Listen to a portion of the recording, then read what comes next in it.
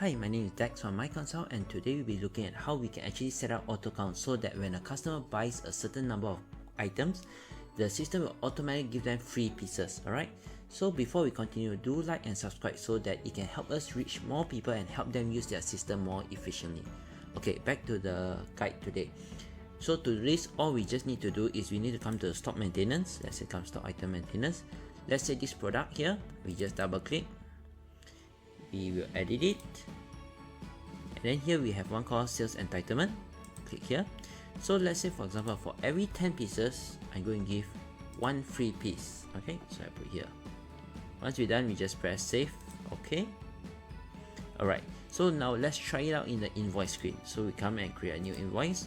Let's say we press plus here, come here, and let's say we select this item.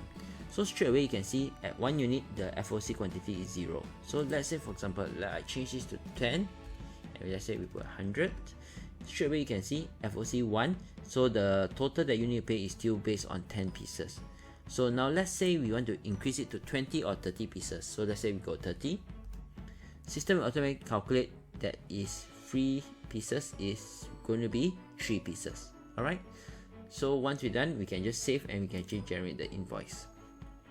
Alright, so this is actually how easy it is to set it up inside AutoCount. Do leave a comment below if you would like us to cover a certain topic. Thanks.